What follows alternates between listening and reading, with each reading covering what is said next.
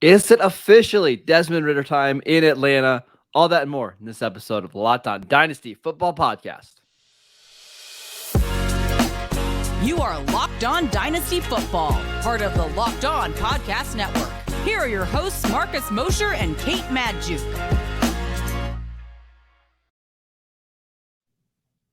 LinkedIn Jobs helps you find the candidates you want to talk to faster.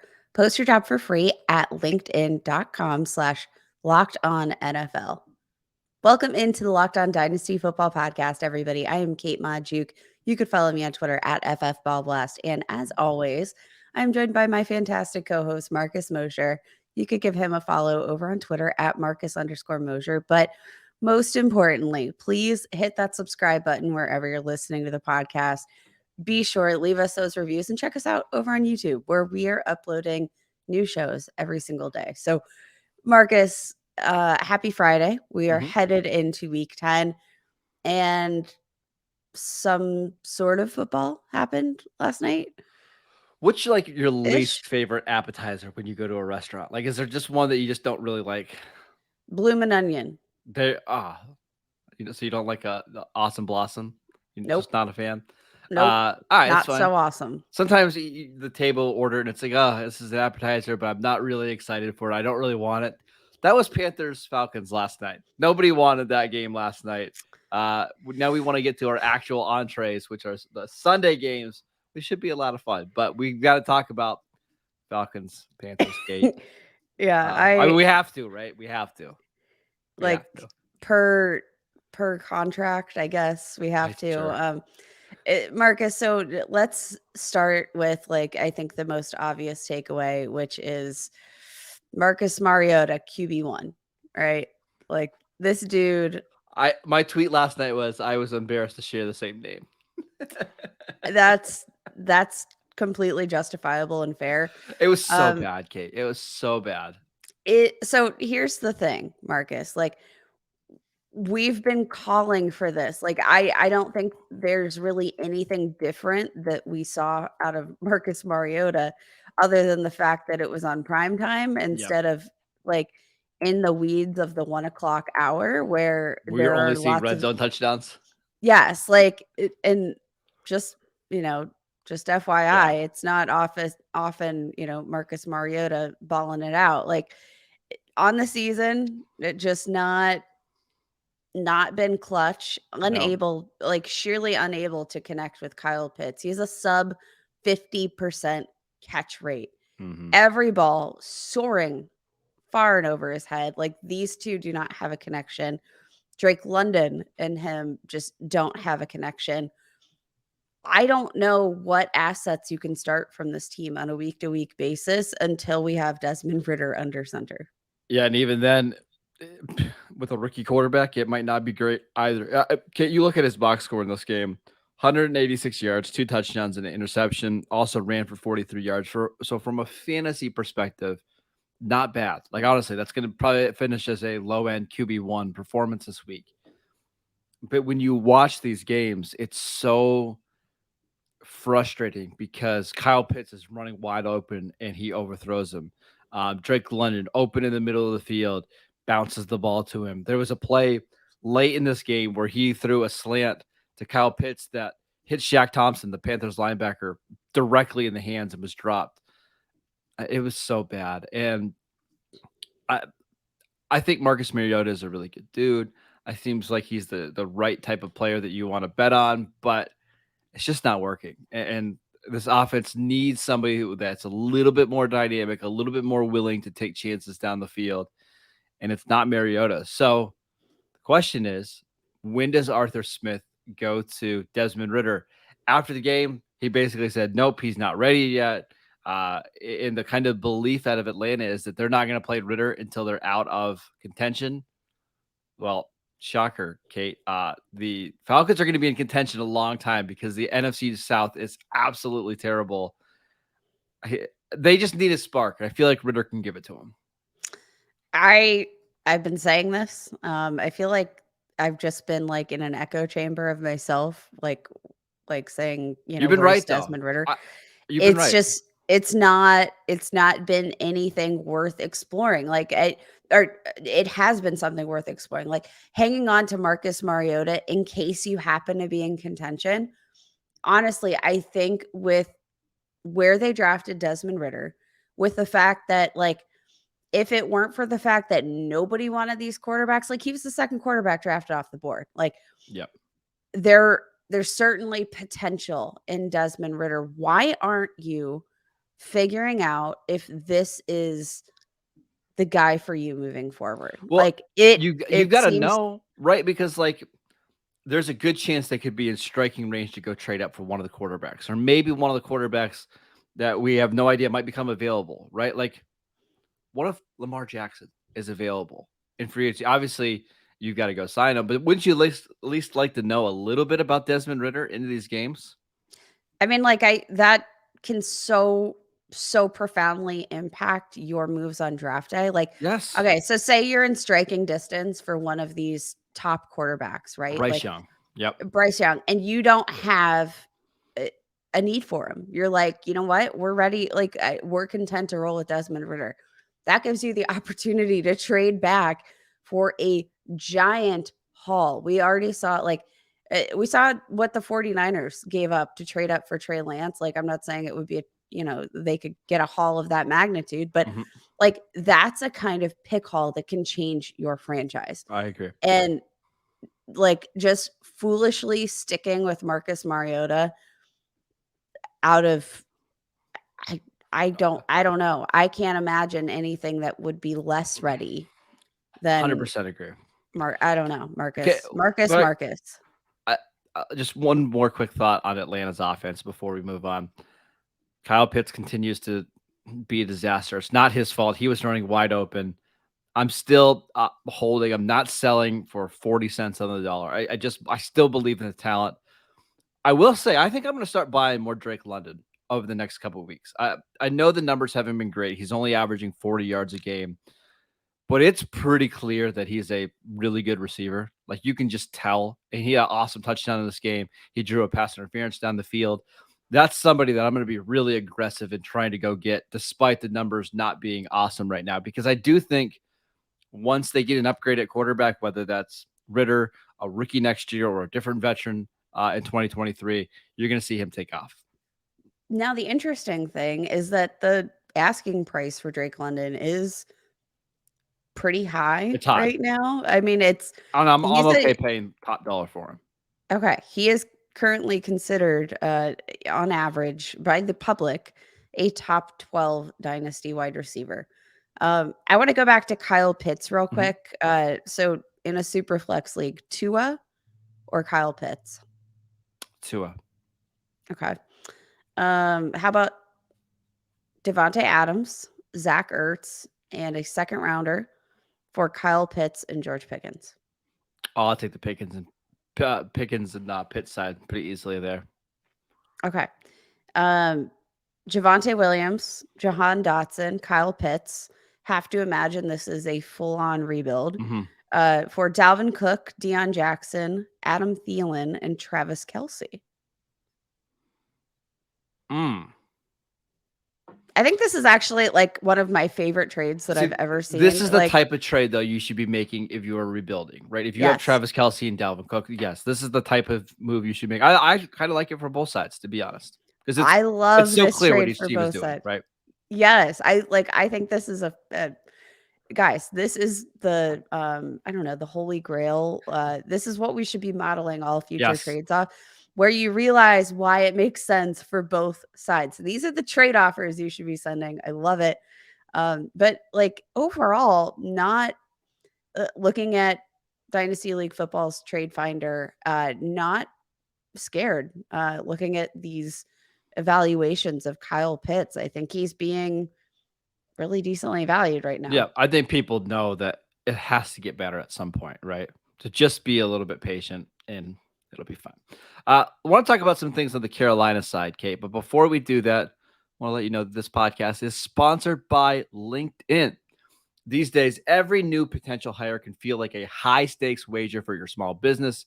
You want to be 100% certain that you have access to the best qualified candidates available. That's why you have to check out LinkedIn Jobs. LinkedIn Jobs helps you find the right people for your job faster and for free. All you have to do is add the purple hiring frame to your LinkedIn profile and spread the word that you're hiring. Simple tools like screening questions make it easy to focus on candidates with just the right skills and experience so you can quickly prioritize who you'd like to interview and hire. It's why small businesses rate LinkedIn Jobs #1 in delivering quality hires versus leading competitors. LinkedIn Jobs helps you find the qualified candidates you want to talk to faster. Post your job for free at linkedin.com/lockedonnfl. That is linkedin.com/lockedonnfl to post your job for free. Terms and conditions apply. All right, Kate, Carolina side, not much here. PJ Walker completed 10 passes for 108 yards, no touchdowns.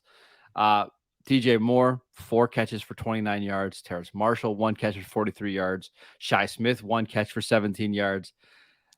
I said this to you in our pre-show kind of thing, that I think the only guy that I'm absolutely locking into my starting lineup going forward is D'Onta Foreman. And I think he's going to give you, low-end RB1 numbers every single week. Yeah, I think the ceiling is quite high.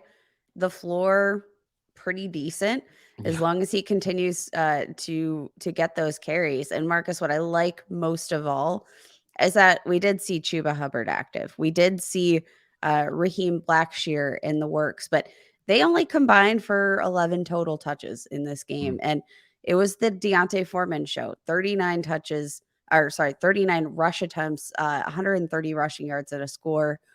Like, he's very clearly walked away with this backfield. I think before Chuba Hubbard was healthy and back in the lineup, we didn't really know what that split was going to look like, but he's earned it. This is his time.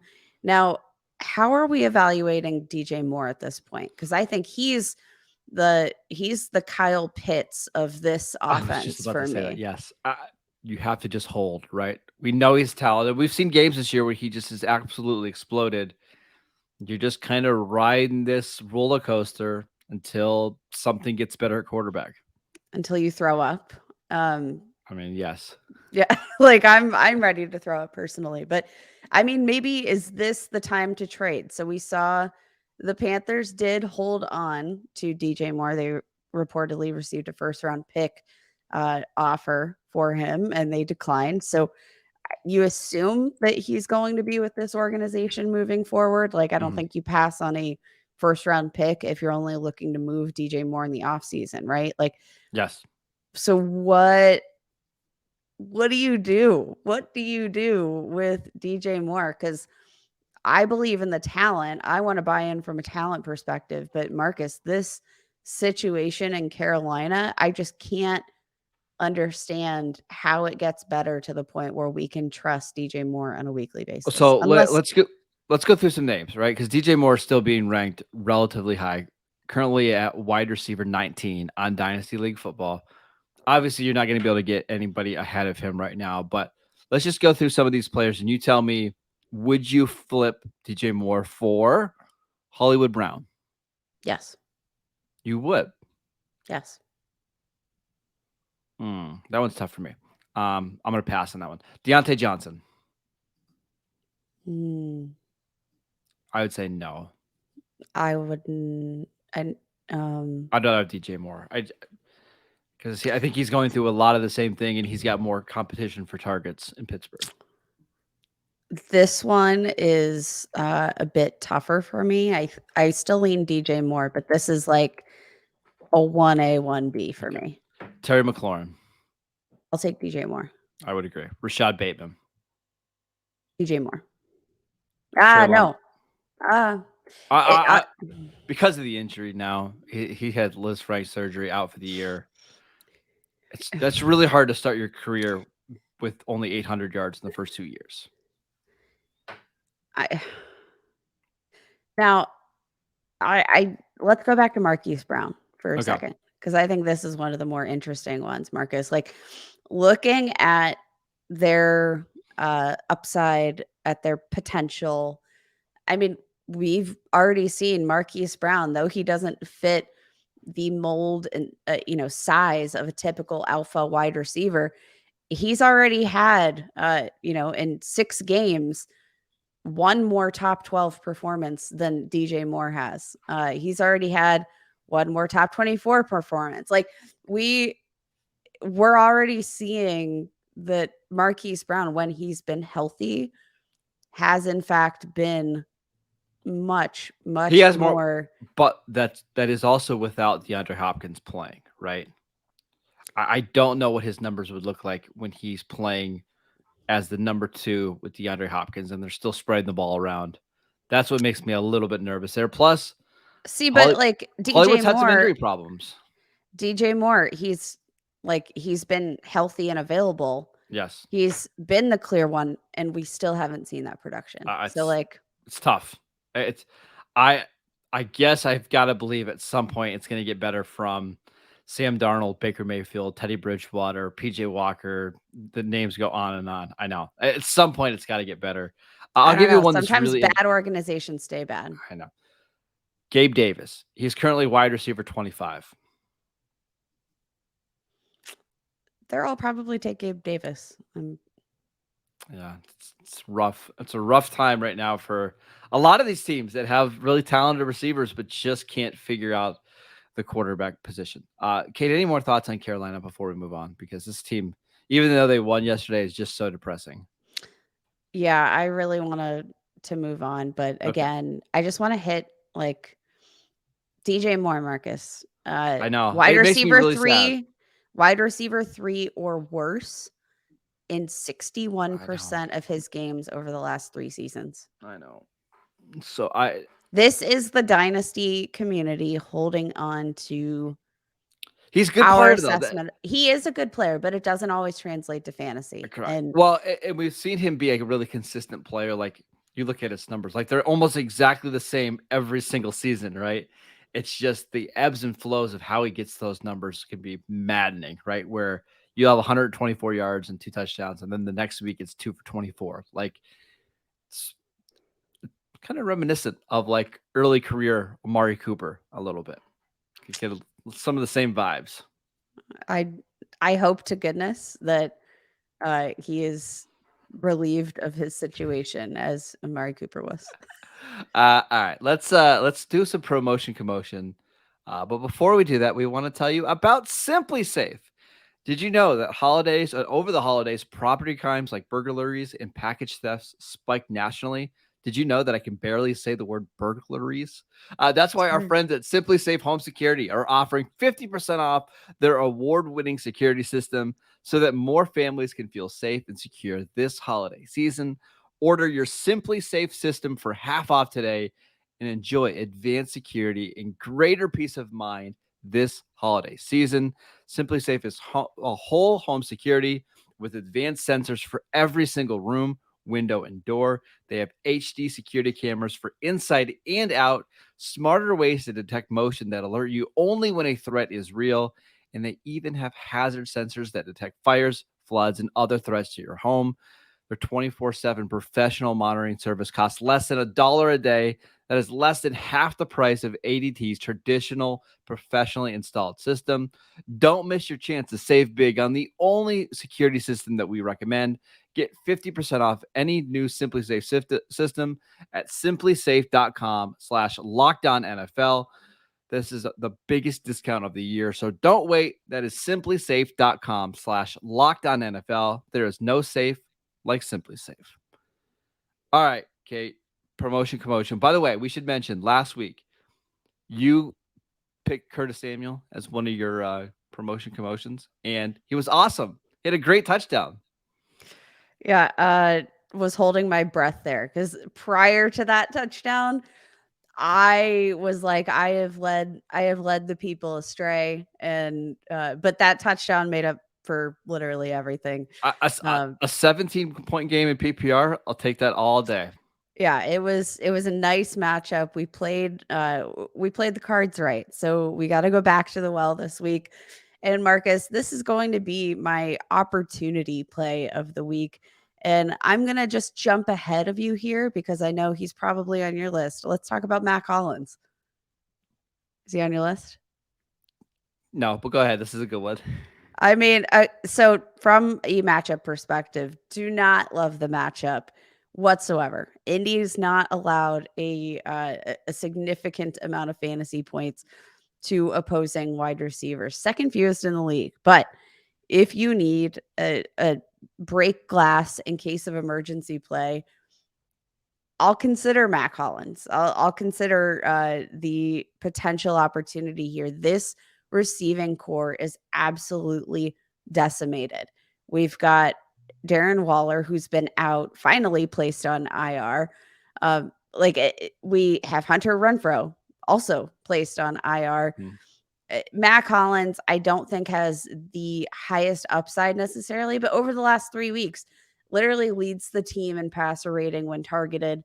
I'll throw Foster Moreau into the mix as a flyer as well, just because they're going to need to throw the ball to somebody. And over the last 3 weeks, second on the team in targets, and he's not been overly efficient, but there's going to be opportunity for both of these guys here, and there's a chance they're on your waivers right now. So I actually have been playing Foster Moreau in a few leagues, just because he's on the field a bunch, even when Darren Waller is healthy because he can block. 14 targets over the last 2 weeks. And at the tight end position, if you can guarantee me somebody that's going to get 7 targets a game, I'm absolutely taking that. And especially on an offense that's pretty good. The Raiders are one of the top 5 scoring offenses this year. I love both of those calls, and I wouldn't be afraid to play either of those players this week. All right, my guy. First of all, shout out to Michael Bandy. He caught 5 passes last week. So patting myself on the back right there. Right. You can't. Yeah. Christian Watson. This is somebody that I guarantee is owned in your dynasty league. You've probably been holding on to him. Even in ESPN leagues, he's only rostered in 5% of leagues. He's healthy. I know he got knocked out of last week's game. They were being overly cautious because they thought it was a head injury. It wasn't. What I like about Watson is against Buffalo, before he got his concussion, he had the very first touch of the game. Against Detroit, he caught 2 passes on the first drive of the game. And with Romeo Doubs going to be out for the next 4 to 6 games with a high ankle injury, and the Packers playing the Cowboys, like, this is a game that Rodgers is going to do everything to play well. I just think this is the week that they try to throw the ball down the field to Christian Watson. I think he's a worthwhile flex play this week. Interestingly enough, I had another Green Bay Packer. I want to talk about Samurai Toure. 4 targets of 20 plus yards over the last 2 games. He's got 2 of those for 69 yards and a touchdown. I think as they continue to make these rotations and figure out what the hell they're going to do, I think he's just as good a flyer, and again, probably available on your waivers. Similar situation, not in terms of draft capital, but just in terms of opportunity and potential here. If I'm in dire straits, I'll take Toure. I mean, it's pretty rough, but Alan Lazard dealing with a bad shoulder. It's pretty clear that he's not healthy. My guy, Christian Watson, not able to stay on the field. No Randall Cobb this week. No Romeo Doubs. Sammy Watkins looks like he's running in mud. Also didn't practice much this week. I mean, you could do worse. I mean, you could certainly do better, but you could certainly do worse. Okay, I'll just give you one more. Yeah. Brock Wright, a tight end for the Detroit Lions. So the Lions had 2 tight ends score touchdowns last week. Neither of them were Brock Wright. But Brock Wright did run a bunch of routes. He led the team in routes. He led the team in snaps. I just wouldn't be surprised if there's a little bit of regression here. He gets 4 targets, catches them for 45 yards, and gets into the end zone. If you're really stuck at tight end because you had Darren Waller or whatever, I think he's a decent long shot play this week. I don't mind it. And shouting out another tight end here that is kind of pretty widely available. Cade Otton, rookie tight end for the Bucks. Kind of a similar situation. There's going to be lots of opportunity here. Did have the game-winning touchdown last week, and we're starting to see, that connection, that trust with Brady. So consider him as another option at tight end if he's on waivers. I think all of these guys. Yes, I think you have to. I mean, Does he score a touchdown against Pittsburgh? probably.